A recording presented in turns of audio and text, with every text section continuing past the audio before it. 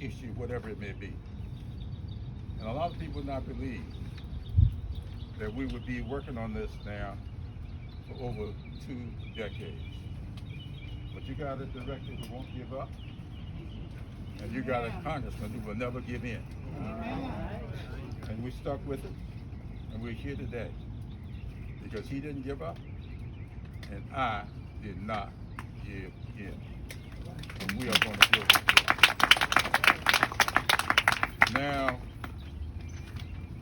you may be 19, but next month, I'm going to celebrate the 46th anniversary of my 39th birthday. July 21st, I'm going to turn 85. And for people who ask me, Amen, what drives you?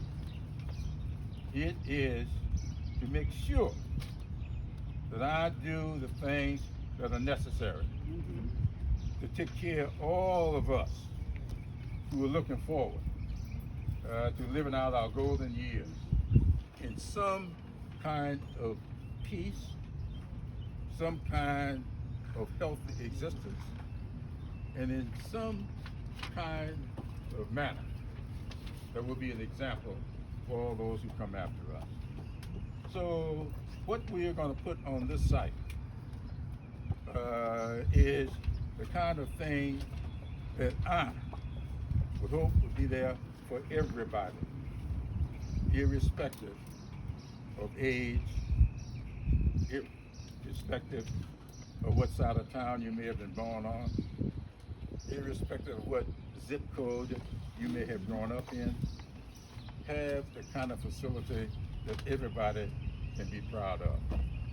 Now, I told Reverend, is it Geimer?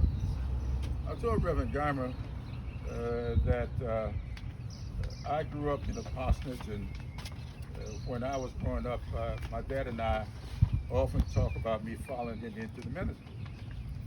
Well, when I got to South Carolina State during the 60s, getting out of jail for about the third or fourth time doing the sit-in, I went on to tell my dad that wasn't working too well.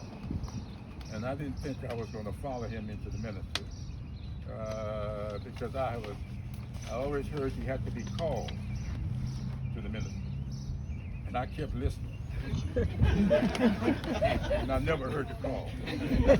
So I don't tell anybody that I was not called. I didn't hear the call. And so I told my dad that I was not going to go to the seminary.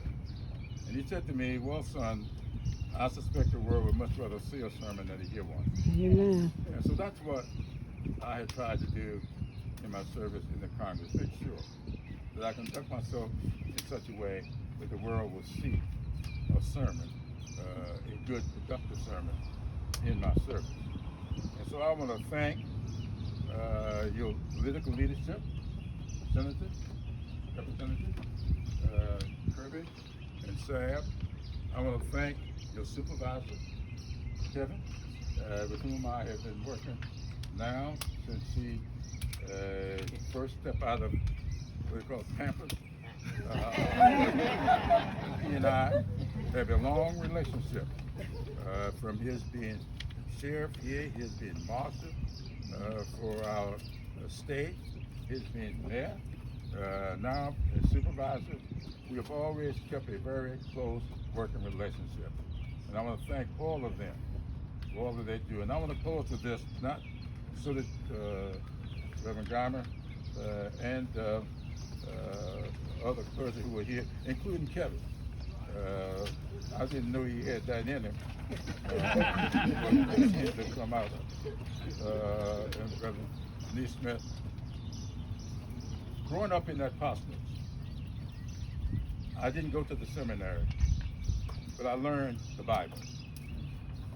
And I still live the fundamental teachings of that Bible. amen, And my first name is James. My favorite book of the Bible is James. And the reason it's my favorite book, not so much because of my name, but because of what James Jesus' brother, was thinking about when he wrote that epistle. I know I went to church, so don't get nervous. James saw what was going on with the followers. They couldn't make up their minds as to what they needed to do to fulfill the teachings of Christ. And they all argued that it was nobody's business what you do. Your relationship here on earth was between you and the Almighty. Amen. And nobody else's business. James, who was not only a follower of Jesus, but was his brother, he sat down to set the record straight. And you will find it right there in the 2nd chapter. And he wrote these words: if your brother or sister comes to you hungry and naked, you feed them and you clothe them.